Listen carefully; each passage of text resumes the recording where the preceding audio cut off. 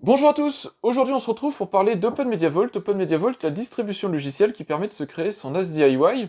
C'est probablement, quand on parle de NAS DIY, la solution qui arrive tout de suite en tête des propositions. Vous avez trois propositions, TrueNAS, Open Media Vault et Unread. Ce sont les trois choix majoritaires, on va dire, qu'on peut faire. Je vous ai déjà fait une vidéo de présentation complète, quasiment complète de TrueNAS, qui va de l'installation jusqu'à l'utilisation. Aujourd'hui, dans cette vidéo, on va parler d'Open Media Vault, donc installation, et puis mise en route d'Open Media Vault avec la création des partages et l'ajout de petits plugins intéressants. Sachant que pour pouvoir déployer Open Media Vault, il vous faut un NAS, et j'ai fait une série de vidéos dédiées sur les NAS. Alors les NAS à base de machines ici PC. Donc si vous êtes intéressé, j'ai toute une série de vidéos dans laquelle je vous parle de la sélection du matériel, le processeur, carte mère, etc. La sélection des disques durs, donc quel type de technologie disque dur on retient et quel format, etc. Une vidéo sur le RAID en lui-même, donc comprendre les mécanismes de RAID, et donc à partir de ça, le nombre de disques durs que vous allez utiliser et acheter pour avoir le niveau de tolérance à la panne que vous voulez. Et puis j'ai fait toute une gamme de vidéos autour de ce NAS-là en particulier, avec le choix du boîtier, le remplacement des ventilateurs si vous voulez quelque chose de plus silencieux, et puis vous avez vraiment pas mal de contenu. J'ai fait aussi des vidéos dédiées sur Proxmox, qui est une solution de virtualisation qui peut être utile quand on fait un NAS, et une vidéo sur TrueNAS. Donc, très naturellement, arrive ensuite une vidéo sur Open Media Vault. Pourquoi je fais une vidéo sur Open Media Vault? Parce que, en fonction de votre profil d'utilisateur, du type de matériel que vous allez retenir et de vos ambitions en termes de NAS, TrueNAS ne va pas s'adresser nécessairement à vous. TrueNAS, je l'ai présenté dans une vidéo dédiée, c'est extrêmement intéressant, mais c'est un système de NAS plutôt professionnel, enfin même très professionnel, basé sur FreeBSD, qui a des limitations, ne serait-ce que par le matériel qu'il supporte. En particulier sur ce type de machine, si vous ne savez pas vous en débrouiller, vous voyez à l'arrière, là, il y a deux cartes réseau, je vais vous les montrer un petit peu mieux. Donc là, vous voyez, j'ai une des cartes réseau branchée, et derrière, j'ai la carte réseau 2,5 gigabits. Ces cartes réseau sont des matériels assez spécifiques, mais c'est vrai aussi pour les contrôleurs SATA que vous pouvez avoir dans la machine. Et souvent, avec des machines FreeBSD, le matériel n'est pas reconnu ou met un temps fou à être reconnu, surtout quand on part comme moi sur du matériel assez récent et assez, peut-être pas haut de gamme, mais en tout cas assez moderne. L'intérêt d'Open Media Vault, c'est que le créateur d'Open Media Vault, et on va y revenir juste après, c'est un ancien de FreeNAS, donc quelqu'un qui avait quand même des compétences sur FreeBSD, mais qui n'était pas satisfait justement de cette solution-là, parce que FreeBSD implique des restrictions matérielles assez drastiques en termes de choix de matériel qu'on peut choisir, et donc il a décidé de rebaser une solution NAS sur Debian, qui est beaucoup plus standard, Debian qui est utilisé, qui est déployé par de nombreuses distributions logicielles, dont par exemple Ubuntu, mais évidemment il y en a un paquet d'autres. Et donc c'est ça qui fait la force d'Open Media Vault, c'est un système Debian ultra léger, qui peut tourner sur des machines comme ça PC, mais même sur des Raspberry Pi. Dans cette vidéo-ci, on va se concentrer évidemment sur l'installation sur un PC. On va commencer tout de suite en faisant un bref rappel de ce qu'est Open Media Vault par rapport à TrueNAS en particulier. Pour ça, je vais utiliser la page Wikipédia comme support. Avant de rentrer dans les détails, j'en profite pour vous dire que comme cette vidéo va être longue, elle est, comme toutes mes vidéos depuis que je fais des vidéos, elle est intégralement chapitrée. Donc vous avez juste à vous rendre en bas dans la petite interface ou éventuellement dans la description. Vous avez aussi l'essentiel du sommaire qui est dans la description. Et vous aurez un chapitrage complet de la vidéo. Donc Open Media Vault, quelles sont ses caractéristiques principales? Ce qu'il faut retenir, c'est que c'est un logiciel qui est gratuit, enfin un système d'exploitation, une distribution qui est gratuite. Donc gratuite, c'est pas rien quand on veut se monter un NAS, ça fait toujours ça d'économiser. C'est une distribution Linux basée sur Debian, et donc ce qui est super intéressant, et la raison de Debian, ce qu'il faut savoir, c'est que le fondateur d'Open Media Vault, Volker Teile, j'espère que je prononce bien son prénom et son nom, c'est aussi un des membres éminents de FreeNAS. Donc FreeNAS, qui est tout simplement l'ancien nom de TrueNAS, et FreeNAS s'appelait FreeNAS parce qu'il était basé sur le système d'exploitation FreeBSD. Alors, c'est pas un avantage ou un inconvénient en soi d'être basé sur FreeBSD ou sur Debian. Ce qu'il faut comprendre, c'est que FreeNAS comme TrueNAS, comme ils sont tous les deux basés sur FreeBSD, ils sont très capricieux sur le matériel supporté, parce que FreeBSD, c'est avant tout une distribution un système d'exploitation basé pour le monde professionnel. Et donc, les matériels professionnels, ils sont bien reconnus, mais les matériels grand public, quand vous achetez une carte mère du commerce, etc., ou une carte contrôleur SATA du commerce, eh bien il y a de fortes chances qu'elles soient pas ou mal reconnues. Et c'est le cas par exemple avec les cartes mères récentes qui ont des chipsets réseau Realtek et compagnie. Avec du FreeBSD, vous pouvez vite être amené à avoir des soucis de compatibilité de support. Alors qu'OpenMediaVault étant basé sur Debian, donc par exemple comme d'autres systèmes d'exploitation comme Ubuntu par exemple, vous avez évidemment une compatibilité matérielle qui va être bien plus importante. Elle n'est pas parfaite non plus, mais elle est beaucoup plus importante qu'un TrueNAS. Et c'est en gros le reproche entre guillemets qu'a fait le fondateur d'OpenMediaVault vis-à-vis de FreeNAS, c'est que souvent il était confronté à des problèmes de compatibilité matérielle, et c'est une des raisons qui l'a amené en fait à créer OpenMediaVault. Pour autant, OpenMediaVault n'est pas un système de NAS rabais, il est extrêmement complet, il est plus, de mon point de vue en tout cas, je pense que c'est partagé, il est plus grand public que TrueNAS, qui est plus à déployer en entreprise, mais il a quand même les caractéristiques d'un système de gestion de NAS qui est fiable. Ce qu'il faut aussi préciser, c'est qu'il est sous licence libre, ce qui est plutôt intéressant. Ça permet éventuellement, s'il y a des soucis dans le futur, d'avoir des forks qui vont permettre de reprendre et de l'améliorer. Il y a aussi une chose qui est hyper importante, c'est qu'il est open source. Et c'est pour ça que je vous mets en avant TrueNAS et OpenMediaVault, c'est parce que si vous voulez auditer le code source de ces logiciels-là, vous avez tout ce qu'il faut, vous avez l'intégralité en fait du code source. Alors pour le coup, OpenMediaVault est plus léger puisque lui, il vient juste enrichir une Debian, donc il vient ajouter des fonctionnalités sur Debian. Mais vous pouvez auditer l'intégralité de son code, et il est basé aussi sur des outils pour la majorité qui sont open source et libres. Donc voilà, ça fait un écosystème plutôt vertueux.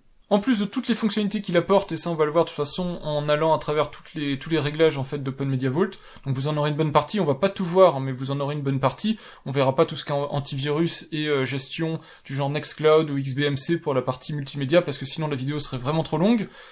Vous avez aussi un très bon support matériel, et il est capable vraiment de faire énormément de choses. Vous voyez ici tous les systèmes de fichiers qui sont gérés, et les systèmes de RAID. Donc il supporte de base nativement le RAID logiciel, et il supporte de base nativement les systèmes de fichiers ext3, ext4, XFS, JFS et BTRFS. Vous pouvez en plus, et on le verra dans cette vidéo, rajouter le support du ZFS, et là vous avez plutôt un système de NAS complet. Vous pouvez l'installer sur un support externe ou interne à la machine. Le disk system est indiqué ici pour 2 Go, mais je pense qu'il faut compter un petit peu plus quand même pour être serein. Partez au moins sur une clé de 4 Go, si vous voulez vraiment aller à minima, vous serez quand même plus à l'aise, surtout si vous voulez installer des petits plugins additionnels. Maintenant que vous savez ce que c'est qu'OpenMediaVault, on va parler de comment l'installer, cet OpenMediaVault. Alors évidemment, je pourrais cliquer sur le bouton Download et vous dire il suffit de télécharger et l'installer. Il y a des petites choses à dire en plus. D'une part, déjà, quelque chose qui est important à savoir, c'est que si vous descendez un petit peu sur la page principale d'OpenMediaVault, vous verrez ici les versions. Donc on est actuellement au moment où je prépare cette vidéo, donc sur la version du 16 mai 2021, on est sur la version 5.6.7.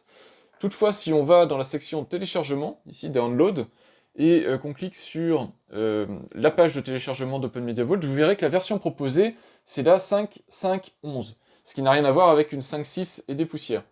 C'est parce que OpenMediaVault, en fait, se remet à jour automatiquement, de toute façon, pour se resynchroniser avec la toute dernière version d'OpenMediaVault, donc ne vous inquiétez pas, c'est normal si votre image ne change pas pendant un certain temps, c'est qu'il n'y a rien d'important à mettre à jour sur l'image, et OpenMediaVault se remettra tout seul à jour quand vous lui demanderez. Ça, on le verra de toute façon en vidéo. L'autre chose qu'il faut que je vous présente, c'est aussi les prérequis matériels. Donc, pour installer OpenMediaVault, vous avez de toute façon ici un guide complet. Je vous mettrai le lien en description si vous voulez aller le consulter. Il est en anglais, mais il est très complet. Et vous avez les prérequis matériels pour faire tourner OpenMediaVault. OpenMediaVault, c'est une solution qui tourne sur beaucoup de matériel. Vous voyez ici la liste des produits. Il est compatible ARM, il est compatible 32 bits, 64 bits, etc. Donc, c'est très ouvert en termes de matériel supporté, et tout ce qui est supporté par Debian, en gros, est supporté par OpenMediaVault. Donc c'est extrêmement ouvert, et surtout, vous n'avez pas besoin de machines extrêmement puissantes pour faire tourner OpenMediaVault, vous pouvez vous contenter de machines assez légères. Toutefois, pour installer OpenMediaVault, il vous faudra du stockage. Alors deux options, soit vous partez sur un stockage USB, comme ceci, que vous mettez sur l'arrière, par exemple ici de votre PC, sur un des ports USB, et c'est là-dessus qu'on mettra OpenMediaVault, soit vous partez comme moi sur un SSD interne, et dans ce cas-là, moi dans mon cas de figure c'est un M2 SATA, qui est en interne dans la machine, et dans ce cas-là, OpenMediaVault va s'installer en intégralité sur le disque. Donc si vous avez un disque de 512 Go, bah, l'installation prendra les 512 Go, ce qui est complètement inutile. OpenMediaVault a besoin en gros de 2 Go. C'est pour ça que je vous dis que vous pouvez partir sur une clé USB, ça fera l'affaire. Alors, si vous voulez éviter ce type de problématique, il y a une solution. On peut repartitionner ensuite OpenMediaVault. Je le fais pas dans cette vidéo parce que c'est pas supporté par défaut par OpenMediaVault. Le processus d'installation et les guides ne le décrivent pas. Si vous êtes intéressé par cette solution-là, je pourrais éventuellement faire une vidéo un petit peu plus tard, si je reste dans l'univers d'OpenMediaVault en tout cas. Mais sachez que vous pouvez très simplement réutiliser une clé USB, alors de qualité. Celle-ci, c'est une clé USB SanDisk Extreme Pro, à chip dedans SSD, donc c'est une clé extrêmement fiable. Et il vous faut un support externe extrêmement fiable si vous voulez déployer un NAS. Parce qu'imaginez que votre système tombe en panne, bah, vous perdrez pas vos données évidemment, mais vous perdrez l'accès à toutes vos données, c'est quand même franchement pénible. Donc choisissez et retenez une clé de qualité pour ne pas avoir de soucis. Sinon, au niveau matériel, vous pouvez consulter le guide, c'est extrêmement ouvert, mais les matériels que je vous ai indiqués dans ma vidéo de sélection de matériel sont 100% compatibles OpenMediaVault, puisque ça reste une Debian, c'est très classique. Voilà, bah on se lance maintenant dans l'installation d'OpenMediaVault, avec la partie téléchargement, puis la partie installation sur la machine. Pour installer OpenMediaVault, bah on se rend sur le site openmediavault.org. Donc le site officiel d'OpenMediaVault. Alors je vous zoome un petit peu, c'est pour que ce soit lisible pour la majorité des gens. Donc vous avez ici une section download, donc téléchargement, et vous pourrez ici récupérer l'image à jour d'OpenMediaVault. Donc il suffit ici d'aller chercher donc l'image d'installation, donc vous cliquez là, ça vous emmène vers SourceForge, et vous pouvez télécharger ici la dernière image d'OpenMediaVault. Le téléchargement est presque fini. Juste pour information, l'image d'OpenMediaVault que vous téléchargez n'est pas nécessairement la version d'OpenMediaVault telle qu'elle est présentée ici. Il peut y avoir un décalage, c'est pas grave, de toute façon, votre système d'exploitation va se mettre à jour. Et quand l'image ici est téléchargée, il suffit d'utiliser le logiciel de votre choix pour imager un support USB temporaire, hein, c'est juste le support d'installation que vous allez utiliser juste pour pouvoir imager votre machine. Ce support, vous allez le mettre par exemple dans le port USB de façade de votre machine, juste pour installer OpenMediaVault sur un autre support, disque interne, clé USB, etc. Vous pourrez ensuite réutiliser ce support-là. Un des logiciels que vous pouvez utiliser, que je présente à chaque fois, c'est Raspberry Pi Imager, le logiciel de la fondation Raspberry, qui sert aussi à imager d'autres choses que des Raspberry Pi. Donc vous avez juste ici à faire choisir l'image, vous faites utiliser une image personnalisée, vous allez là où vous avez stocké l'image. Donc moi ici l'image est là, je fais ouvrir, et je choisis ensuite le stockage. Donc là je prends ma clé externe qui va me servir de média d'installation. Quand c'est fini, vous faites écrire, on vous demande si vous êtes sûr de vouloir utiliser ce support-là, vous faites oui, l'image va être écrite, donc ça prend quelques secondes à quelques minutes en fonction de la vitesse de votre clé. Vous voyez que la mienne est extrêmement rapide puisque c'est déjà fini. Et ensuite, ce support-là, bah, vous allez pouvoir l'extraire de la machine sur laquelle vous avez imagé et le mettre dans votre NAS, démarrer dessus pour lancer OpenMediaVault, donc pour lancer l'installation d'OpenMediaVault. Donc évidemment, il faudra aller dans le BIOS de votre machine pour demander de démarrer sur le support externe en question. Donc ça, je vous laisse regarder en fonction de votre fabricant de carte mère. Il faut regarder ce qui s'affiche à l'écran. En fonction de la touche à appuyer, bah, vous pourrez aller dans le BIOS et démarrer le support d'installation. On est parti pour l'installation d'OpenMediaVault. Moi je le fais sous Proxmox, donc en virtualisé, pas parce que c'est quelque chose que je vous conseille de faire, pas du tout. C'est même d'ailleurs découragé dans les documentations de TrueNAS et d'OpenMediaVault de les virtualiser. Vous allez vous créer potentiellement des problèmes. C'est pas que ça fonctionne pas, c'est que potentiellement ça peut vous introduire des problématiques que vous n'auriez pas sinon. Moi je le fais, c'est uniquement parce que c'est beaucoup plus pratique dans mes vidéos, puisque vous voyez ici j'ai 3 systèmes de NAS en gros sur la même machine, donc mon NAS, ce qui me permet de vous faire des démos. Mais à terme, j'enlèverai Proxmox et j'installerai un seul système de NAS. En termes de matériel, j'ai virtualisé une machine raisonnable, on va dire, en termes de configuration, puisque je vous ai dit qu'OpenMediaVault n'a pas besoin de grosses ressources. J'ai mis donc 8 Go de mémoire vive, un processeur dual-core. On a en hard disk ici, on a la clé USB, l'équivalent de la clé USB de 16 Go, et je vais créer 4 disques. Donc je le fais pas avec vous, hein, mais c'est juste pour vous expliquer. Je fais 4 disques de 1 Tera, qui vont être en fait les 4 disques qui vont être connectés à la machine. Voilà, les 4 disques sont créés. J'ai ici l'équivalent en fait de la clé USB d'installation d'OpenMediaVault, qui est comme si elle était connectée sur le PC. Donc je récapitule. J'ai un disque de stockage. Alors ça peut être en vrai, en non virtualisé, ça peut être soit une clé USB, soit votre SSD. Si c'est votre SSD, attention, il va être complètement utilisé, on verra après pendant l'installation, complètement utilisé, donc non partitionné pour OpenMediaVault. La deuxième clé USB qui est la clé USB d'installation, et puis des 4 disques ici, qui sont les 4 disques de stockage. Donc je démarre la machine, et on va pouvoir se lancer dans l'installation donc d'OpenMediaVault. Donc voilà le menu de démarrage de l'installeur d'OpenMediaVault. Vous avez 3 entrées, l'installation standard, l'installation en mode texte et un menu avancé. Menu avancé qui permet soit de lister le matériel qui a été détecté sur votre machine, soit ici de faire un même test. Donc vous avez les deux options pour vérifier que votre machine est fonctionnelle. Donc nous on va faire une installation standard, donc on se déplace avec les flèches et on utilise entrée pour valider le menu. Évidemment c'est l'entrée par défaut. Donc la première étape c'est de choisir la langue d'installation. Donc moi dans mon cas de figure français, donc je choisis français de France, donc pour avoir la bonne régionalisation du système. Disposition du clavier, je suis en AZERTY, donc je choisis français. Ensuite OpenMediaVault commence à préconfigurer la partie réseau. Donc on a vu préconfiguration DHCP et recherche de l'IPv6. On peut ensuite assigner un nom de machine à OpenMediaVault. Alors moi je vais l'appeler OMV, c'est pas très original, mais bon c'est plus facile. Donc vous tapez avec le clavier, normalement votre clavier est bien configuré. Tabulation pour changer d'entrée, donc pour passer sur les deux options, et puis entrée pour faire continuer. Domaine vous laissez home, donc pareil vous pouvez changer si vous voulez, mais vous laissez home par défaut. Vous faites tabulation et entrée sur la partie continuer. Ensuite, super important, un mot de passe fort sur OpenMediaVault, c'est le mot de passe root du système d'exploitation, donc de Debian. Donc ici on met un mot de passe fort. Si vous voulez, donc ici si je tape quelque chose, vous voyez qu'on ne voit pas ce qui est tapé. Donc si vous faites tabulation, vous voyez qu'ici on arrive dans la section afficher le mot de passe en clair. Si j'appuie sur espace, vous voyez qu'on peut alterner entre mot de passe visible en clair ou pas. Vous continuez à faire tabulation et vous pouvez revenir à l'espace où vous saisissez votre mot de passe. Donc vous tapez votre mot de passe une première fois, vous faites tabulation et continuer, et vous retapez votre mot de passe une seconde fois. Tabulation et vous faites continuer. Donc évidemment les deux mots de passe doivent correspondre, sinon vous serez bloqué. Arrive ensuite l'étape où on vous demande de sélectionner le périphérique où va être installé OpenMediaVault, puisque là pour le moment on est en cours d'installation. Donc on fait continuer. Alors malheureusement tout n'est pas traduit en français, c'est un petit peu dommage. Donc là on voit, et c'est assez évident, on voit bien les 4 disques qui sont connectés, donc les disques de stockage de 1 Tera, et on voit tout en haut ici le disque système, que j'ai réservé en tout cas système, qui est, à nouveau je le redis, virtualisé, mais c'est soit votre clé USB, si vous avez choisi une clé USB, dans ce cas-là vous la verrez avec un nom USB machin, soit c'est votre SSD, si vous avez choisi de le mettre sur SSD. Donc on choisit évidemment ce disque. Contrairement à TrueNAS, vous voyez ici qu'on ne peut pas créer un système RAID 1 par exemple pour son OS.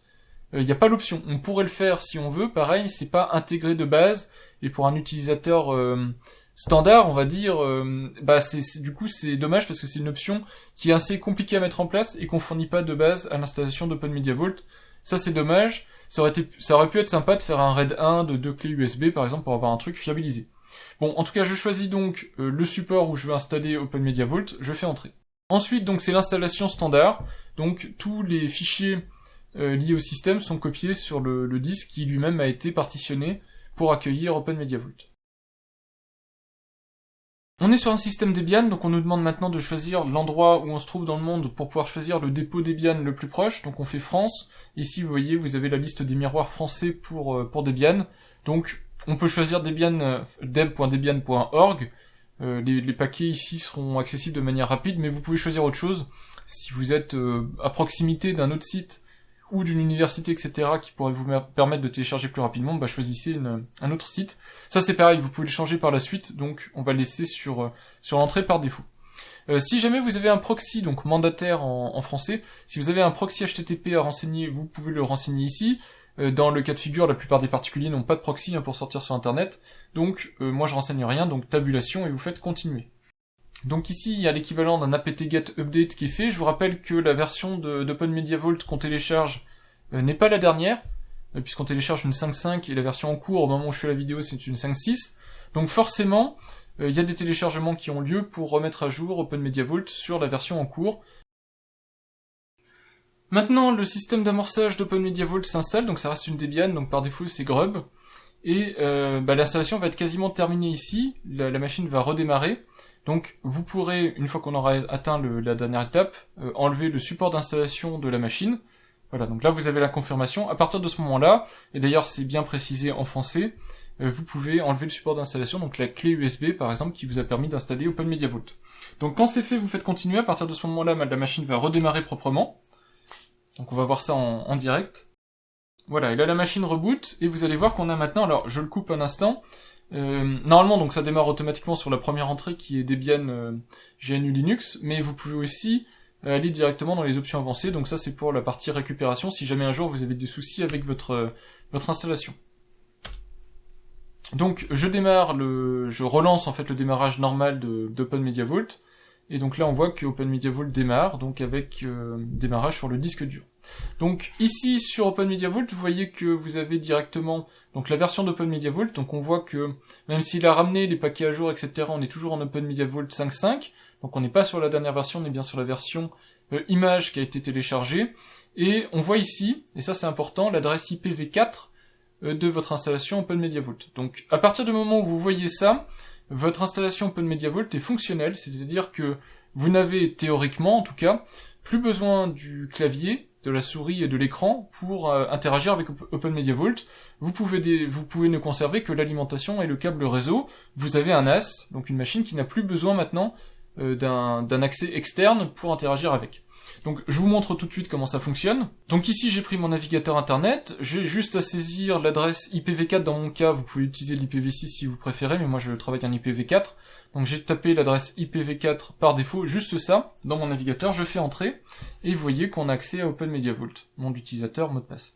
Alors attention, c'est précisé ici, par défaut, l'utilisateur de OpenMediaVault c'est admin et son mot de passe c'est OpenMediaVault. Il faut comprendre qu'ici, quand on vous demande nom d'utilisateur et mot de passe, ce ne sont pas les utilisateurs Linux, ce sont les utilisateurs OpenMediaVault. Donc c'est pas l'utilisateur root de la machine pour lequel vous avez créé un compte avec un mot de passe fort tout à l'heure, c'est un autre utilisateur. Donc vous tapez admin et OpenMediaVault. Vous avez ici le petit œil pour vérifier que vous vous êtes pas trompé. Et vous faites connexion. Et là, vous allez vous connecter pour la première fois à OpenMediaVault, et on arrive dans l'interface d'OpenMediaVault.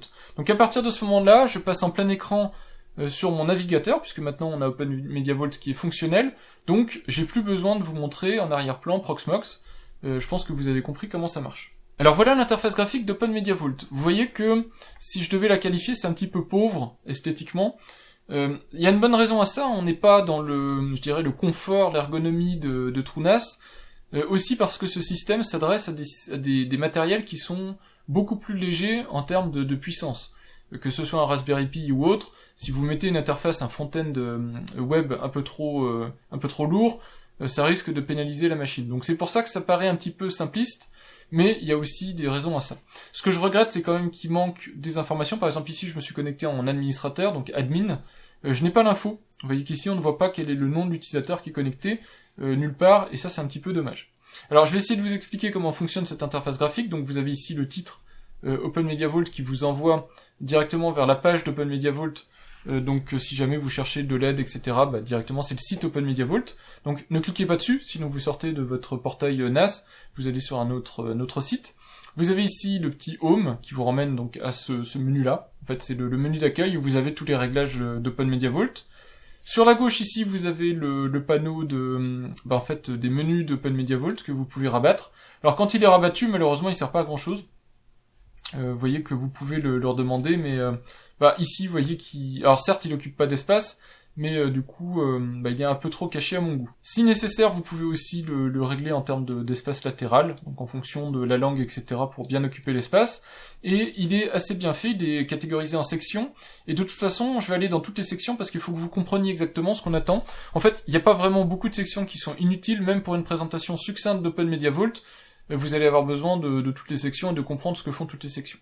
Alors on rentre directement dans les paramètres généraux, et dans les paramètres généraux, c'est là où vous avez l'administration de votre serveur web, puisqu'OpenMediaVault, en fait, il fonctionne via un serveur web qui est par défaut sur le port 80, donc le port HTTP.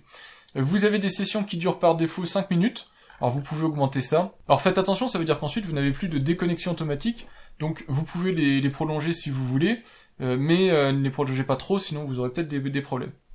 Vous pouvez aussi vous connecter à OpenMediaVault en HTTPS. Alors c'est un petit peu plus gourmand en termes de ressources, mais c'est aussi beaucoup plus sécurisant, et c'est obligatoire, je dirais, à partir du moment où vous exposez, enfin si vous souhaitez en tout cas exposer OpenMediaVault sur Internet, surtout n'utilisez pas de forwarding de port 80, là vous êtes mort en pas longtemps, hein. Donc on passe sur de l'HTTPS pour être sûr qu'il n'y ait pas de risque. Alors l'HTTPS, normalement il faut demander un certificat à un tiers de confiance. Ici on va faire un chemin plus court qui est l'auto-certification.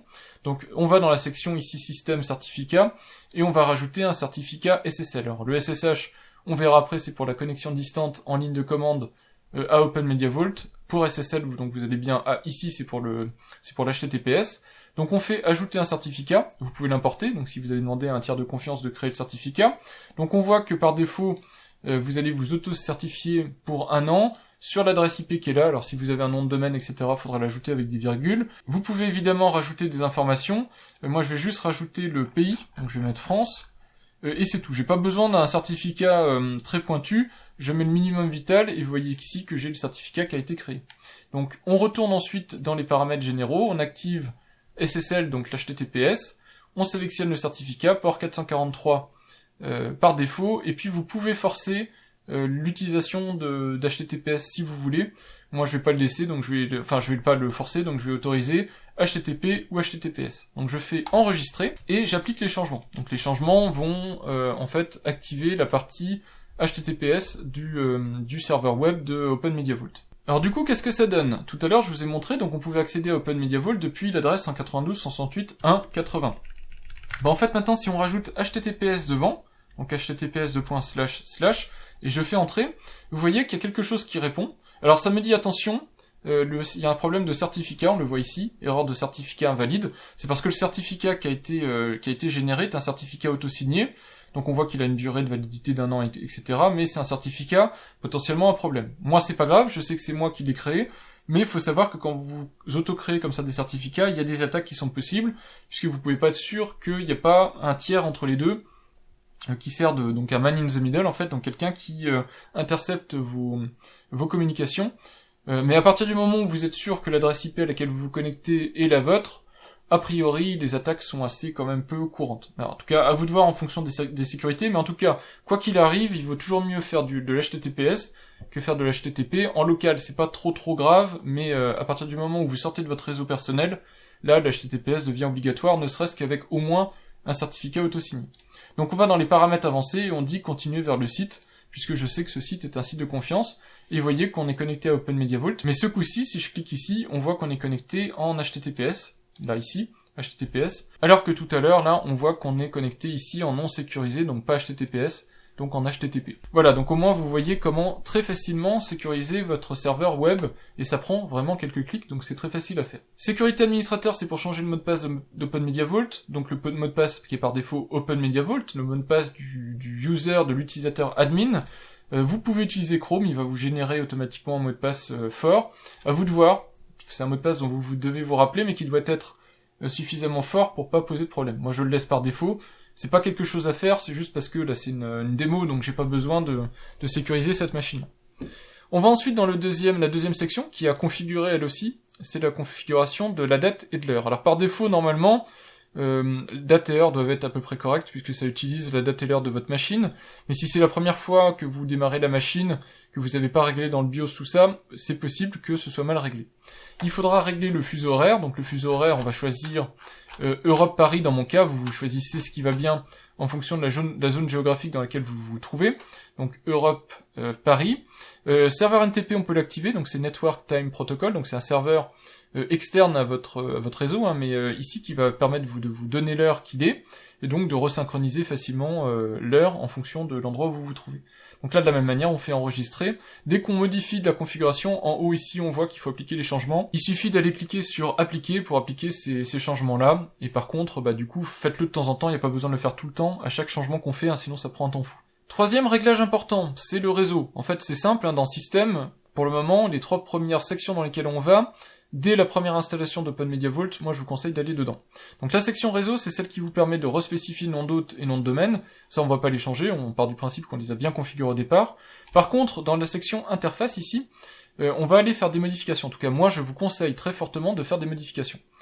C'est d'aller ici dans Modifier, et de faire en sorte que votre adresse IPv4 et ou votre adresse IPv6, en fonction de votre méthode d'adressage en local, ne soit plus en DHCP, mais en adresse IP statique. Même si vous avez sur votre routeur, sur votre box opérateur, un DHCP, qu'il soit DHCP standard ou DHCP à beau statique, donc ce qu'on appelle un peu en raccourci DHCP statique, c'est pas du tout équivalent à une adresse IP statique. Moi je vous déconseille le DHCP tout court, sur tous les matériels qui ne sont pas des matériels soit nomades, donc qui passent temporairement sur votre réseau, soit des matériels qui n'ont pas une grosse incidence sur la fiabilité de votre réseau. Tout ce qui est domotique, tout ce qui est serveur, NAS et compagnie, vous les mettez en IP fixe. On sait jamais ce qui peut se passer, vous pouvez tomber en panne de routeur, de box internet et autres, et dans ce cas-là, vous avez plus de serveur DHCP, ou un serveur DHCP qui tombe en panne, et donc vous avez plus d'attribution d'adresse IP, ça devient le bazar sur votre réseau. En faisant comme ça, vous êtes tranquille. Donc dans mon cas de figure, je vais assigner une adresse, donc 192.168.1.80, c'est l'adresse que j'avais tout à l'heure. Le masque, c'est 255.255.255.0, donc en fait je fais un masque pour juste lui dire qu'il y a la partie, ici la quatrième section de l'adresse IP qui est adressable, et la passerelle, c'est 192.168.1.1 dans mon cas de figure. Pour les serveurs DNS, je vais mettre aussi la même adresse. On peut mettre ensuite les serveurs OpenDNS, etc. si on veut, il n'y a pas de souci. Et le reste, je vais juste activer le Wake on LAN. Le Wake on LAN qui permet d'envoyer un paquet magique depuis votre routeur, depuis une autre machine du réseau, pour réveiller à distance votre machine qui serait éteinte ou endormie, mais avec sa carte réseau toujours sous tension, donc qui permet de la réveiller. Voilà, donc ça je fais enregistrer. Et à nouveau, on va me demander de confirmer les réglages. Donc ici, je fais appliquer, et je vais bien vérifier que tout fonctionne correctement, de manière à être sûr. C'était les 3 réglages en fait à faire dès le démarrage, dès le départ de votre installation. Donc là, vous pouvez même, si vous voulez, redémarrer votre machine pour être bien sûr qu'elle est correctement configurée. À partir de là, il reste une 4e étape qui est quasiment obligatoire à faire, c'est d'aller dans le gestionnaire de mise à jour ici. Vous commencez par faire vérifier, ça fait l'équivalent de la apt-get update de Debian, hein, c'est ni plus ni moins que ça en gros. Vous choisissez tout ici et vous faites installer. Alors là ça va prendre un petit peu de temps, mais c'est la mise à jour complète de votre système d'exploitation OpenMediaVault. Donc on attend que ce soit fini, et quand c'est fini, on redémarrera la machine pour être sûr qu'elle est parfaitement fonctionnelle, à jour et opérationnelle avec son adresse IP fixe, ses réglages qu'on a fait, et donc bien à jour, bien fonctionnel.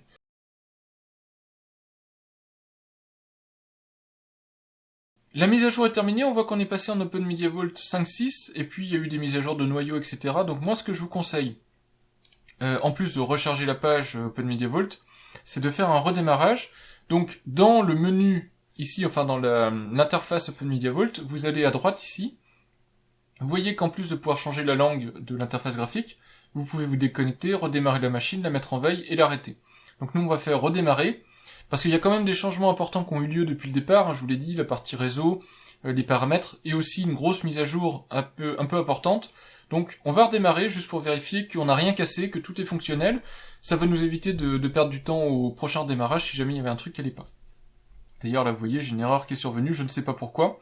Donc je vais laisser à ma machine la possibilité de redémarrer, donc je lui laisse un petit peu de temps. Et on verra ce qui va se passer ensuite si la machine est toujours bien opérationnelle et à jour. Voilà, donc la machine a redémarré, je me connecte toujours avec le même nom d'utilisateur et le même mot de passe, parce que moi dans mon cas de figure je l'ai pas modifié. Faites attention, je vous ai conseillé de le modifier, donc faites attention, normalement il a changé. Si vous l'avez modifié en tout cas. Alors je sais pas pourquoi il me redemande de modifier les paramètres de configuration, mais on va le faire. De toute façon il demande un petit peu souvent, je trouve, OpenMediaVault, d'appliquer les modifications de configuration. Mais bon, quand il le demande, je lui laisse faire, comme ça on est tranquille. Du coup on va aller voir si la mise à jour s'est bien passée, et s'il y a rien à faire de plus. Donc on va dans gestionnaire de mise à jour, on fait vérifier. Normalement ici on doit ne plus rien avoir en fait, puisqu'on a fait toutes les mises à jour. Donc on voit qu'ici on n'a aucun paquet à mettre à jour. Et on va vérifier aussi dans information système, donc on va là, et on voit qu'on est sur la version Usul de OpenMediaVault en version 5.6.7. -1. Donc on voit qu'on est bien sur la dernière version d'OpenMediaVault, donc c'est très bien. Malgré le support d'installation en version 5.5, on est bien passé en OpenMediaVault 5.6, donc tout va bien. Éventuellement dans cette section, je vous montre tout de suite, vous avez d'autres informations comme la liste des processus. Alors c'est juste en fait l'affichage de la commande que vous pourriez taper directement en console, hein, mais ça vous permet de voir la liste des processus qui tournent. Quelques petits graphiques qui sont pas très beaux, mais qui vous permettent de voir les statistiques d'utilisation CPU, donc durée de fonctionnement, des interfaces réseau, le processeur, la mémoire, les disques durs consommés, etc. Et quelques rapports donc qui vous permettent de débugger un petit peu le bon fonctionnement de votre système d'exploitation. Donc là, on a fait les grosses étapes maintenant de la configuration système, donc le plus gros a été fait. En gros, on va plus avoir besoin de modifier grand chose maintenant. Je vais quand même passer en revue les différentes sections, en tout cas la partie système pour la terminer. Donc notification, ici c'est là où vous pouvez configurer un serveur de mail. Alors malheureusement, il n'y a que mail, il n'y a pas de notification un petit peu moderne, Telegram, notification push Android ou autre, pour vous notifier, mais vous avez au moins un serveur de mail. Là, la configuration, je vous laisse chercher. Ça va dépendre de votre fournisseur d'accès, du système de messagerie que vous utilisez. Mais en gros, ce que permet de faire ce système-là, c'est si vous lui fournissez un serveur SMTP, donc serveur SMTP qui sert à envoyer des mails, OpenMediaVault pourra vous envoyer des mails associés à ces sections-là. Donc en gros, si par exemple il y a un souci smart, on va voir dans un instant smart, c'est-à-dire si un des disques est détecté comme défectueux ou à problème, vous aurez un mail qui vous en informera en avance. S'il y a un problème avec le système de fichiers, avec votre aide, s'il y a des problèmes de matériel, donc le processeur qui est trop sollicité, etc., vous pouvez obtenir des notifications. Si jamais c'est pas des sections qui vous intéressent, vous pouvez aussi décocher ici à droite la section en question et vous ne recevrez pas de notification. Donc ça c'est la partie notification. Gestion d'énergie, c'est intéressant aussi. Vous avez la possibilité par défaut de réactiver le bouton de votre machine, parce que par défaut le bouton d'alimentation a été désactivé, de manière à ce que si quelqu'un appuie dessus par mégarde, il ne se passe rien. Vous pouvez remettre le comportement par défaut qui est arrêté, et vous pouvez aussi lui demander à ce bouton d'alimentation de passer en mode stand-by. Vu que c'est le logiciel qui pilote le matériel, vous pouvez changer ce comportement-là. Évidemment, si vous restez enfoncé entre 5 et 10 secondes sur ce bouton d'alimentation, c'est à nouveau le matériel qui prend la main et ça va faire une interruption brutale de votre système. À côté de ça ici, vous avez les tâches planifiées. Alors nous, on n'en a pas. Par exemple, des redémarrages, donc vous pouvez lui dire de redémarrer, d'arrêter, etc. votre machine de manière périodique, mais vous avez aussi d'autres tâches planifiées qui peuvent avoir lieu, tout ce qui est backup, etc. Donc toute une liste de tâches planifiées que vous pouvez définir dans la machine. Dans la partie surveillance, vous avez uniquement la partie collecte de statistiques de performance que vous pouvez désactiver si vous voulez. Certificat, on a déjà vu ensemble. Il y a juste la section SSH qu'on n'a pas vue. Je vous montrerai comment on se connecte en SSH rapidement, mais si vous devez vous connecter en SSH, vous pouvez aussi le faire avec un certificat, et donc vous pouvez créer aussi un certificat pour la partie SSH directement dans l'interface graphique. Les tâches planifiées, on l'a déjà vu. C'est comme les tâches planifiées tout à l'heure pour la partie gestion de l'énergie, mais ici vous avez toutes les tâches planifiées. Donc vous pouvez demander à une date précise, régulièrement, donc une fois par semaine, par jour et autres, de faire des choses, même au redémarrage de la machine, donc quand la machine démarre par exemple, vous pouvez lui demander d'exécuter des scripts. Donc vous avez accès à toute la possibilité, en fait, ici, la richesse d'expression de cron, pour lui dire quelle est la fréquence de la tâche et tout ça. L'utilisateur qui exécute la tâche, si vous voulez restreindre les droits de la tâche, et la commande ici. Ici c'est la commande technique, c'est-à-dire le chemin vers la commande Linux quoi, que vous allez exécuter. Et puis vous pouvez demander aussi un mail, un envoi de notification, donc de mail, une fois que la commande a été exécutée. La section gestionnaire de mise à jour, on l'a vu ensemble. Paramètres, vous pouvez très facilement donc faire des mises à jour de préversion, ce que je vous conseille pas, mais si vous avez 2 NAS ou un OpenMediaVault en virtualisé pour tester les nouveautés, vous pouvez activer ici les préversions, et vous avez aussi les mises à jour maintenues par la communauté. C'est autre chose que les plugins extra, et on va voir ça dans un instant, c'est super important de les installer, donc je vais vous montrer comment on fait. Par défaut, OpenMediaVault, il ne vient qu'avec les plugins officiels OpenMediaVault. Donc on voit que le mainteneur ici, c'est que Volker Tile. Donc on voit partout que c'est le cas. Il y en a peut-être une dizaine à tout casser. C'est pas que c'est pauvre, mais il n'y a pas grand-chose, honnêtement. Voilà. De toute façon, c'est aussi pour réduire un peu la voilure. Il peut pas se permettre de tout sortir et de tout maintenir, donc il y a vraiment que l'essentiel d'OpenMediaVault dans les plugins d'OpenMediaVault. Cependant, si on va dans OpenMediaVault, on fait About Plugin, vous allez voir qu'il vous propose un tas de plugins supplémentaires, de l'antivirus, des outils divers et variés, donc on fait ici More Plugins, et vous allez voir qu'on sort de la page OpenMediaVault pour aller sur la page OpenMediaVault Extra. OpenMediaVault Extra, donc c'est tout un ensemble de plugins qui ne sont pas maintenus directement par le OpenMediaVault en tant que tel, mais par la communauté OpenMediaVault. Alors, il y a deux manières de les installer, en SSH ou via un .deb qu'on va mettre directement ici dans la partie plugin mise à jour. Alors je vais vous montrer les deux possibilités. Je vais vous montrer la première possibilité, la première option qui se fait via SSH, qui est normalement la voie royale à faire, sauf qu'on va pas aller au bout. Moi je vais le faire avec le .deb pour vous montrer aussi comment on fait avec le .deb. Je le fais en SSH, c'est uniquement pour que vous compreniez comment ça fonctionne, une connexion SSH, c'est critique à comprendre. Donc, pour démarrer du SSH sous Windows, vous faites commande, et vous vérifiez juste que vous avez la commande SSH. Alors, je vais zoomer pour que ce soit bien visible pour vous. Voilà, vous vérifiez juste que vous avez accès à la commande SSH. Donc, vous faites SSH entrée. Si vous n'avez pas la commande SSH, ce dont je doute, mais ça peut arriver, vous allez dans les paramètres Windows, vous allez dans Applications, vous allez dans Applications et Fonctionnalités, Fonctionnalités facultatives ici, et vous vérifiez que vous avez bien SSH qui est installé. Donc vous voyez, moi ici, j'ai bien client SSH. Si c'est pas le cas, et que vous n'avez pas la commande OpenSSH, bah vous faites ajouter une fonctionnalité, vous cherchez ici SSH, et vous avez juste à cliquer ici, donc vous aurez en plus de serveur OpenSSH, vous aurez client OpenSSH. Donc vous cliquez sur client OpenSSH et vous l'installez. Normalement il est préinstallé par défaut, mais je vous montre comme ça, si vous ne saviez pas, en plus vous savez comment l'installer sous Windows. Donc là on est en Windows natif, on a du SSH directement comme ça, il y a d'autres manières de faire, et ce qu'on vous demande c'est de vous connecter en SSH, donc SSH, l'utilisateur c'est l'utilisateur root, celui qu'on a créé pendant l'installation d'OpenMediaVault, et puis vous tapez l'adresse d'OpenMediaVault, donc dans mon cas de figure, cette adresse-ci. La SSH vous demande de vérifier l'authenticité de la machine à laquelle vous vous connectez, donc là a priori c'est la bonne machine, donc je fais yes, et ensuite on me demande le mot de passe root d'OpenMediaVault, donc pas le mot de passe de votre utilisateur admin pour l'interface web, mais bien bien le mot de passe que vous avez tapé pendant l'installation. Voilà, et une fois le mot de passe tapé, on voit qu'on est connecté à OpenMediaVault sous l'utilisateur root. Donc là, on a tous les droits sur la machine, donc attention, c'est hyper dangereux. Reste ensuite à copier cette ligne de commande, donc je vous renverrai, de toute façon, je vous remettrai probablement dans la description de la vidéo ces quelques références, mais je vous ai montré, vous allez sur OpenMediaVault, vous cliquez sur Plugin, et vous irez directement dans cette page-là. Donc vous avez juste à coller la commande ici, vous faites Entrée, et les plugins extra d'OpenMediaVault vont s'installer comme ça, magiquement.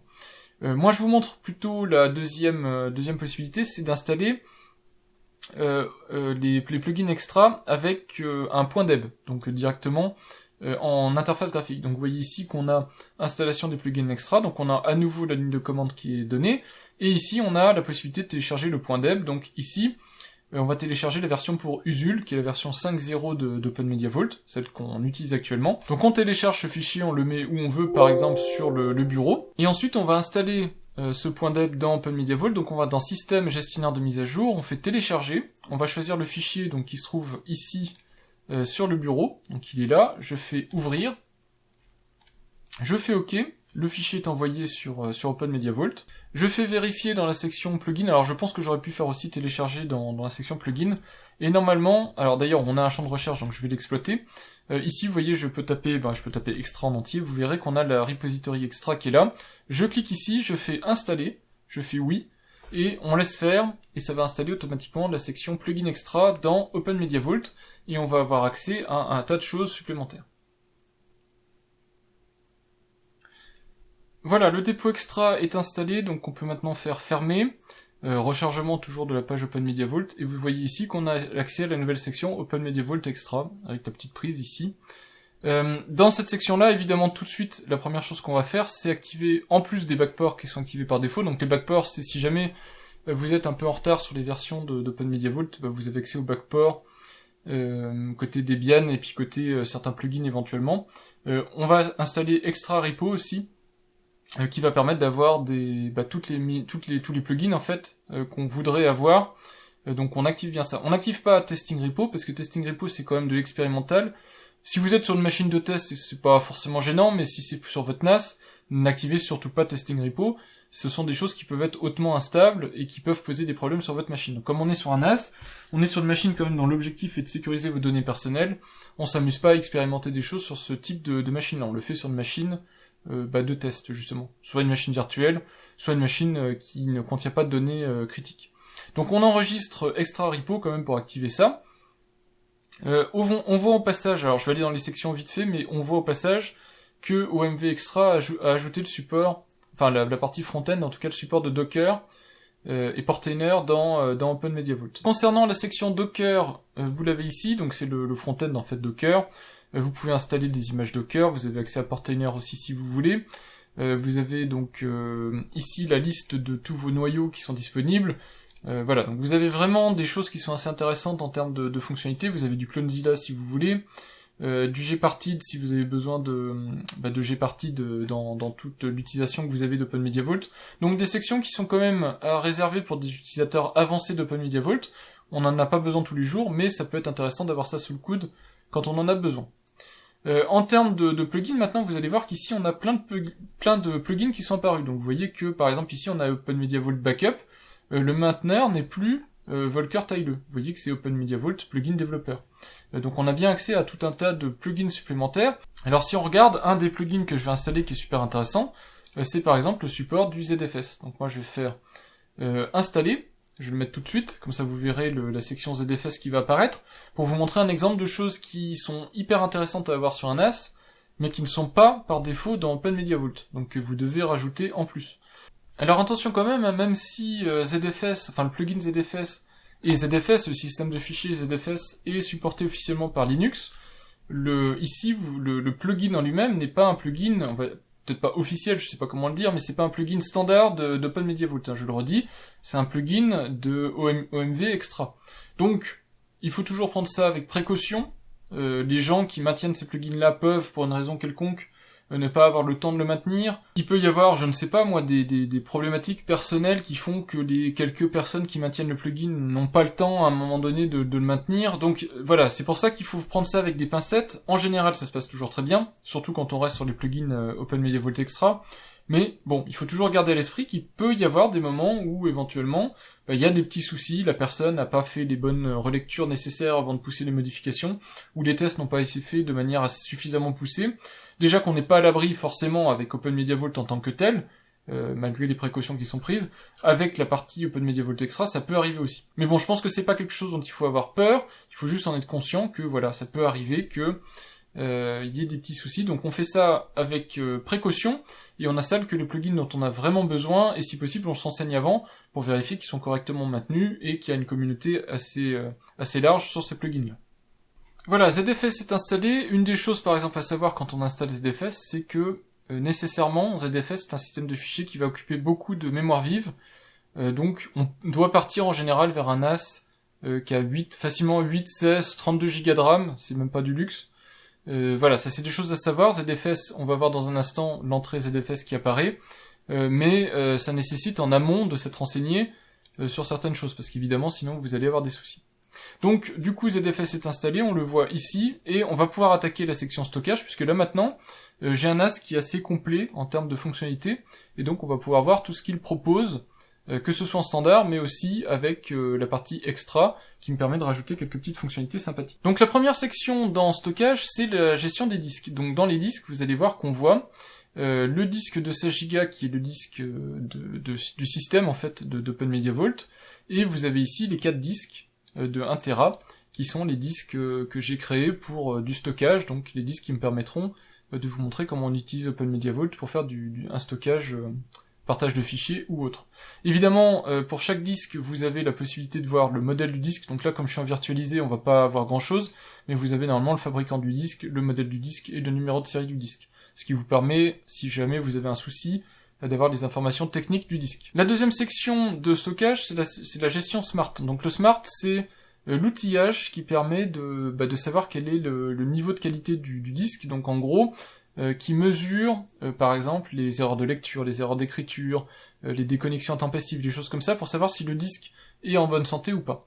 Donc vous avez plusieurs possibilités, donc déjà vous pouvez activer le smart, donc moi je vais pas enregistrer, mais je vous conseille de l'activer, avec des intervalles de vérification pour vérifier que les disques sont en bon état.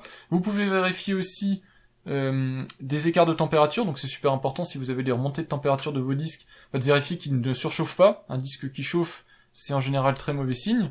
Vous avez ensuite les infos smart de chaque disque, donc on va en prendre un ici. Donc c'est pas vraiment les vraies données smart puisque j'ai pas des disques physiques qui sont connectés dessus, mais si je clique ici sur information, vous verrez qu'on a des informations donc sur le firmware, le numéro de série. On a les attributs smart, donc si je grandis un peu cette colonne-là, on voit ici le nombre le taux d'erreur de lecture brut sur le disque. Et donc, à chaque fois, vous avez une valeur et des seuils. Dès que les seuils sont atteints, c'est qu'il y a un souci, et donc votre disque ici va passer à un statut dégradé qui permettra de vous remonter l'information si les disques, qu'ils soient mécaniques ou à puce mémoire, sont en bon état ou pas, puisque de toute façon, quelle que soit la technologie, vont se dégrader. Un disque mécanique, ça peut être des secteurs défectueux, des choses comme ça, et un disque à puce mémoire, ça peut être que vous arrivez en fin de réutilisation des cycles de puce mémoire, et donc doucement, il devient en danger parce qu'il ne peut plus recycler son espace mémoire en fait. Vous pouvez aussi faire des tests programmés, donc là à nouveau, ce sont toujours les mêmes crons ou tâches programmées, et vous pouvez scanner vos disques à intervalles réguliers pour vérifier leur état, faire des remontées programmées. Ensuite on a 3 sections. Gestion du RAID, qui permet de configurer le RAID logiciel, parce que OpenMediaVault ne fait que du RAID logiciel. Donc on peut créer un RAID logiciel, donc ici par exemple un RAID 5. Donc je vous renvoie vers ma vidéo du RAID si vous voulez vous rappeler ce que c'est que RAID 5, tolérance à une panne, RAID 6, tolérance à 2 pannes matérielles. Donc si vous faites du RAID 5 par exemple, il vous faut au moins 3 disques. Donc vous voyez que tant que j'ai pas sélectionné 3 disques, on me dit que j'ai pas les 3 disques minimum pour faire du RAID 5. Et RAID 6, double parité, il me faut donc 4 disques. Et je perdrai au minimum 4 disques, on peut en mettre plus évidemment, et je perdrai toujours 2 disques pour la parité. Voilà, donc si je voulais faire un RAID 5, je peux choisir comme ça les 3 disques, et je fais créer, et je pars sur un RAID 5. Comme j'ai ajouté le ZFS, j'ai aussi la possibilité de faire du RAID Z1, du RAID Z2 et du RAID Z3, donc ça c'est l'équivalent de RAID 5, le Z1, simple parité, RAID Z2, double parité, c'est l'équivalent du RAID 6, et vous avez même du triple parité, donc tolérance à 3 pannes matérielles. Donc vous voyez, c'est ultra pratique, et le ZFS a un énorme avantage par rapport au RAID, c'est que il va être quasiment disponible tout de suite après avoir créé le système de stockage, alors que pour le RAID, il va falloir attendre une petite journée facilement en fonction de la taille de vos disques, que le volume RAID soit monté. Quoi qu'il arrive, sinon, vous avez ici accès au système de fichiers. Donc le système de fichiers, par défaut, on voit ici qu'on a que les périphériques sur lesquels on a actuellement un système de fichiers. Ici, donc, on voit SDA1 qui est le disque, la partition 1 du disque SDA. Le disque SDA, c'est le disque où j'ai installé OpenMediaVault. Donc on voit qu'il fait 8 Go, que j'ai 4 Go 80 disponibles, et donc qui prend actuellement 2 Go 59. On peut créer des nouveaux systèmes de fichiers, donc choisir un périphérique. Donc par exemple ici, ce que je vous conseille d'ailleurs, vous n'avez pas toujours besoin de RAID, on va prendre un de ces disques, donc on va prendre SDB par exemple, on va l'appeler data. Les systèmes de fichiers que je vous recommande pour du NAS, si vous partez pas sur le XT4 qui est pas vraiment le plus recommandé pour faire du NAS mais qui fonctionnera, c'est XFS, si vous voulez faire avoir un système de fichiers correct pour faire du NAS, sinon c'est du ZFS. C'est les deux systèmes de fichiers que je peux vous recommander pour du NAS. Les autres, c'est pas qu'ils sont pas bien, c'est des systèmes de fichiers qui sont quand même réputés, c'est qu'ils sont un petit peu moins pertinents. Voilà, maintenant je vous laisse vous renseigner en fonction vraiment des cas, des besoins que vous avez. Moi, on va faire du XFS, juste pour vous montrer qu'on peut faire autre chose que le XT4. Donc je fais ici formater le périphérique. Voilà, et là on voit que OpenMediaVault a créé le média SDB1, qui s'appelle Data, qui est en XFS, et normalement on devrait le voir se peupler ici. Alors je sais pas pourquoi il vient de disparaître. Voilà, mon système de fichiers est créé, on le voit ici. Il a fallu que je me reprenne à plusieurs fois. Ça marchait pas, enfin en tout cas il arrivait jusqu'au bout, puis ensuite il me supprimait à nouveau le périphérique. Je pense que c'est dû à la virtualisation de mes disques, mais je suis pas sûr. En tout cas, si vous avez le souci, une manière de régler ça, c'est de reformater votre disque. Alors évidemment, faites bien attention, normalement si vous créez un système de fichiers dessus, c'est que vous vous attendez à le formater, quoi qu'il arrive, les données qui sont dessus vont être supprimées. Mais vous pouvez aller dans la section disque ici, choisir le ou les disques que vous venez d'installer, qui peuvent éventuellement vous poser problème, et vous faites effacer. Donc vous faites oui, et là vous avez deux mécanismes, soit un formatage complet sécurisé, donc presque bit à bit, soit un formatage rapide, et donc là, ça ira très vite à reformater le disque. Donc moi je fais annuler, mais j'ai fait ça sur mes 4 disques, de manière à ce que mon système de fichiers apparaisse ici en XFS. Ce qu'il faut comprendre, c'est que vous n'êtes pas obligé de faire du RAID, que ce soit du RAID ou du ZFS, donc vous pouvez aussi faire des systèmes de stockage comme ça à plat sur un disque, sans tolérance à la panne, c'est tout à fait possible. Maintenant, attention, si le disque dur tombe en panne, vous perdez toutes les données. Mais je pense que quand on a des NAS avec des petites capacités ou un petit nombre de disques durs, par exemple 2 disques durs, faire un RAID 1 avec 2 disques durs, je pense que c'est pas du tout le plus optimisé. C'est très intéressant si vraiment vous voulez une tolérance à la panne et que vous en avez le besoin. Sinon, je pense qu'il vaudra mieux optimiser vers de la journalisation et de l'archivage. Donc ça, on le verra pas dans cette vidéo-là, mais moi je vous conseille de ne pas partir sur du RAID si vous avez un petit nombre de disques durs. C'est pas forcément toujours la bonne approche. C'est même rarement la bonne approche quand on sait ce dont on a besoin, parce que c'est ce qui va vous consommer de l'espace et pas forcément vous protéger contre les pannes dont vous auriez réellement besoin. Donc à vous de voir, mais en tout cas moi je pars là-dessus pour faire simple, parce qu'on a encore d'autres sections à voir. On reviendra après sur le RAID et le ZFS, je vous montrerai comment créer ça rapidement, mais on va aller dans la partie gestion des droits d'accès, et dans les droits d'accès on peut créer des utilisateurs qui ne sont pas l'utilisateur admin ici qu'on a vu d'OpenMediaVault, mais d'autres utilisateurs. Donc on va ajouter un nouvel utilisateur, on peut les importer tout ça évidemment. L'utilisateur on va l'appeler Guigui.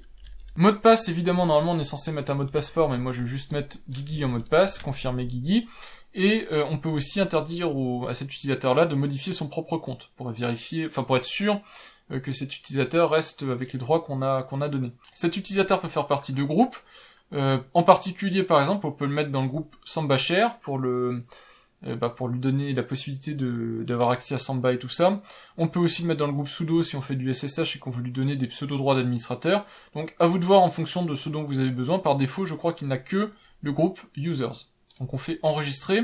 On peut aussi lui assigner des clés publiques pour l'authentification par clé publique plutôt que par mot de passe.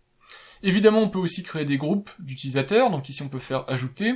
À vous de voir ce que vous voulez faire. Vous pouvez faire famille, amis si vous voulez avoir des amis qui stockent des données sur votre NAS, mais vous pouvez faire aussi parents, enfants, si jamais vous voulez dissocier les espaces de stockage des parents, des enfants et tout ça.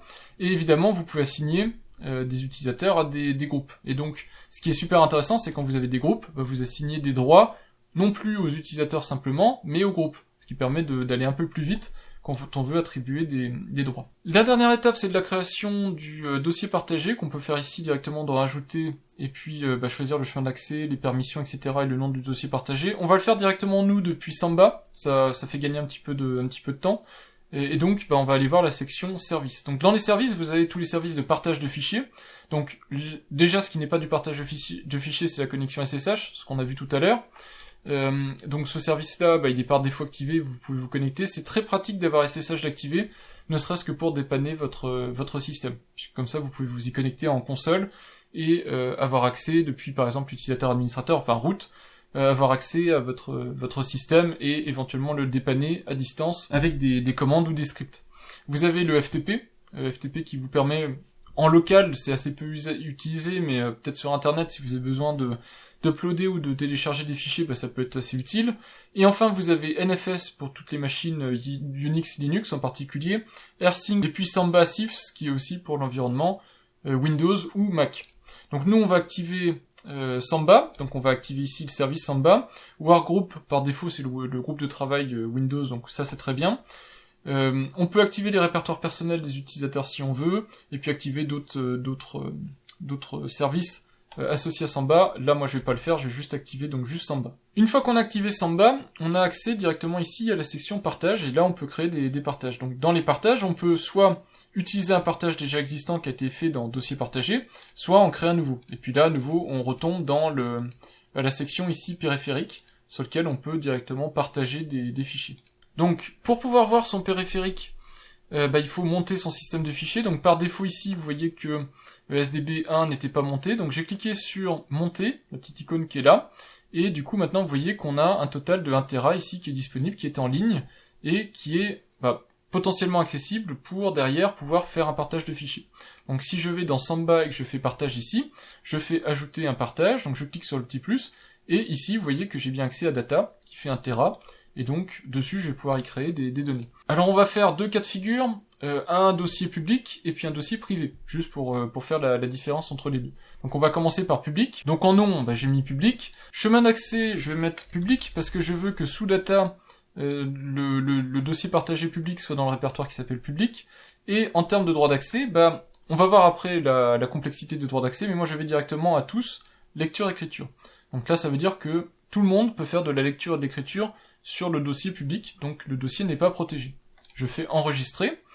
Ici, comme c'est un dossier que je veux public, eh bien je vais mettre en invité autorisé. Et puis, vous voyez qu'on a d'autres possibilités. On peut donc, il faut bien vérifier qu'il est bien navigable, donc on le verra derrière dans Windows. Et puis, vous pouvez éventuellement activer la poubelle et gérer tout ce qui est avancé en termes de partage. Je rentre pas dans les détails de tout ça, normalement vous en avez pas besoin, et si vous en avez besoin, je vous laisse regarder la documentation et les différents paramètres. Ce dont vous avez besoin, c'est ce que je vous ai montré. Donc j'applique les changements, et on voit que le partage ici va être activé. Donc à la fois le partage Samba, mais je vais vous montrer aussi que le partage a été créé. Donc ici vous avez, dans la section partage, vous avez bien ici un partage qui a été créé automatiquement par le partage Samba qui est là. Donc maintenant, on va voir si ça fonctionne. J'ouvre mon gestionnaire de fichiers. On voit que de toute façon dans le réseau j'ai OpenMediaVault qui est maintenant apparu. Donc je clique dessus. L'autre solution c'est de faire comme ça, anti// 192, 168, 1, 80. Donc c'est l'autre possibilité. Alors la machine s'appelle OpenMediaVault, donc on peut faire aussi anti// OpenMediaVault. Elle répond sous le nom et sous son adresse IP. Et on voit ici qu'on a bien le dossier public qui est accessible, donc je clique dessus. Je peux rentrer dedans, je me suis pas authentifié de manière particulière, et je peux créer ici un petit document test, voilà. Et puis ce petit document ici, je peux l'éditer sans souci. Voilà, je peux le sauvegarder, on voit que VS Code m'a laissé le sauvegarder, et on voit donc que j'ai pu sauver ce petit document. Donc on a créé comme ça en quelques secondes un espace de stockage public sur notre machine OpenMediaVault. Donc vous voyez que c'est assez rapide et assez facile à faire. Maintenant, je vais faire la même chose, mais de manière privée. Donc je vais faire un répertoire, toujours donc un nouveau, évidemment, toujours donc sur data, et je vais faire ce répertoire, je vais l'appeler Guigui, donc un répertoire protégé. Donc le chemin d'accès par défaut, ça va être Guigui, et en permission, là par contre, vous voyez qu'on va pas mettre les permissions par défaut. Alors on a tout un tas de permissions. C'est toujours administrateur, utilisateur et autres. Donc administrateur, c'est les administrateurs du serveur OpenMediaVault. Donc vous pouvez avoir lecture-écriture sur les administrateurs. En général, les administrateurs de toute façon ont toujours lecture-écriture. Sur les utilisateurs, ensuite vous pouvez choisir. Donc soit le fichier est restreint, vous voyez ici administrateur, donc il n'y a que administrateur qui a lecture-écriture, les autres n'y ont pas accès. Soit vous pouvez donner des lectures seules aux utilisateurs, soit des lectures-écriture aux utilisateurs, soit des lectures seules aux utilisateurs et des lectures seules aux autres. Donc ça permet à tout le monde d'avoir accès à des fichiers mais que en lecture, donc à la fois les utilisateurs connus et les utilisateurs pas connus. Et sinon, vous pouvez aussi dire que les utilisateurs connus ont un accès en lecture-écriture, et tous les autres, donc les non-utilisateurs d'OpenMediaVault, ont un accès en lecture seulement. Donc moi, dans mon cas de figure, je veux que ce soit un dossier protégé juste pour un utilisateur, donc je vais faire ça. Donc administrateur lecture-écriture, utilisateur lecture-écriture, autre, pas d'accès. Donc je fais ça. Je fais enregistrer. Ici, je le mets évidemment pas en public, sinon les utilisateurs publics auraient accès à ce fichier-là. Donc je laisse ça comme ça, et je ne touche à rien d'autre, je fais enregistrer. Je fais toujours appliquer. Normalement, il n'y a pas forcément besoin de faire appliquer à chaque fois. Je vous le dis, c'est pour enlever à chaque fois cette espèce de bandeau jaune qui ne vous perturbe pas. Et on voit ici qu'on a bien invité autorisé sur public, mais pas invité autorisé sur Guigui, parce que sinon, on aurait un petit souci. Donc on va vérifier si ça fonctionne. Donc ici, on a bien public, ici, on a bien Guigui.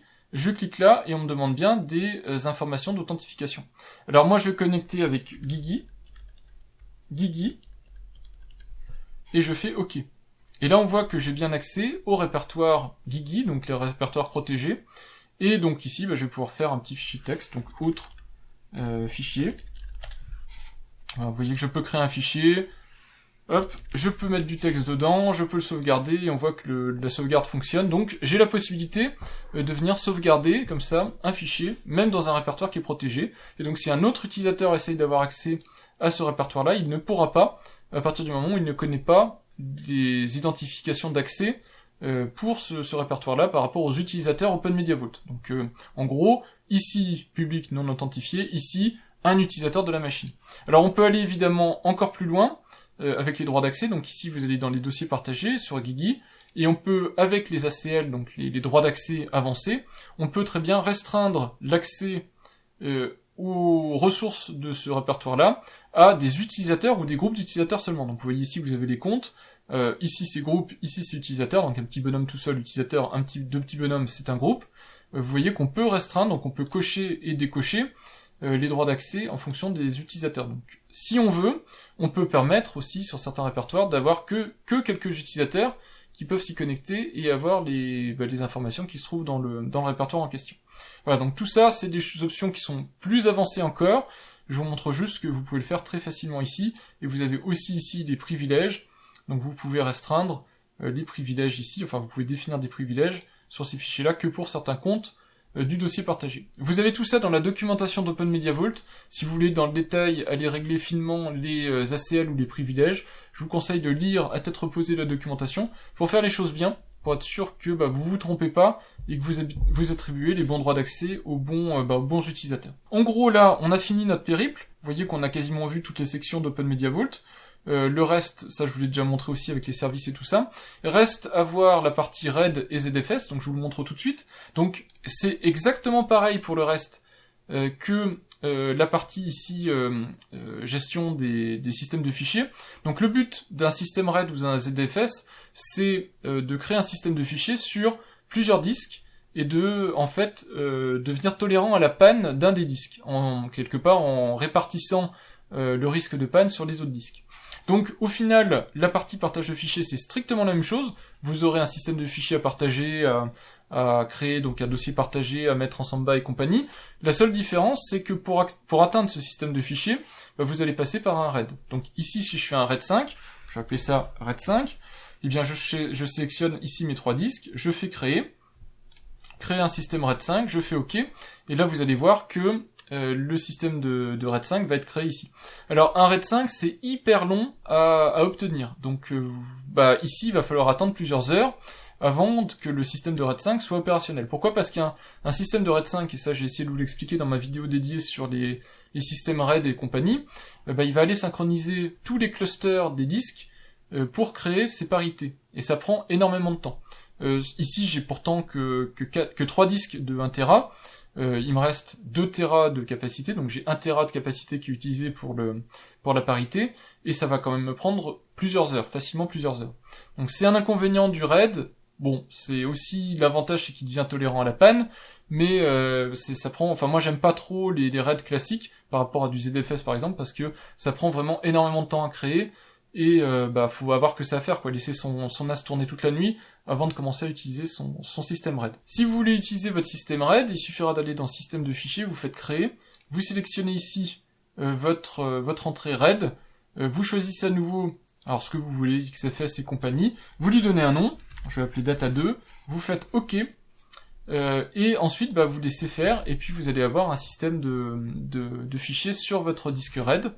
Donc là, il va falloir attendre encore un petit peu le temps que ce soit formaté, mais vous allez le voir apparaître ici en arrière-plan. Alors le problème du RAID, c'est comme je vous l'ai dit, ça va prendre un temps fou, c'est-à-dire le temps d'initialiser le système de fichiers, le temps que le RAID en lui-même soit opérationnel. Ma vidéo, elle est pas sortie avant 2-3 jours en fait. Donc c'est très bien le RAID, si c'est ce que vous voulez faire, vous pouvez faire du RAID, il n'y a pas de souci. C'est juste que voilà, là si vous voyez, si je veux partager mes fichiers, je vais aller ici dans ajouter, je vais faire ça, et puis j'ai pas accès à mon espace RAID parce qu'il est en cours de création et qu'il va falloir attendre plusieurs heures. Le RAID est toujours en construction, mais son système de fichiers est présent ici, donc on voit data2 en XFS.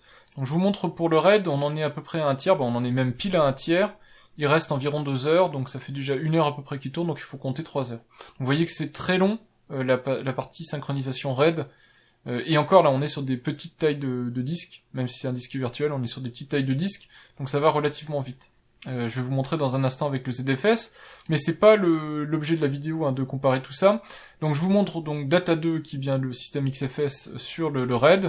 Ensuite, quand on va dans dossier partagé qu'on fait ajouter, vous voyez qu'on a toujours data, donc le disque que j'ai rendu disponible tout seul, et on voit qu'on a data2 qui est le RAID 5. Donc c'est très facile en fait d'adapter ce que je vous ai dit en le mettant ce coup-ci sur un RAID.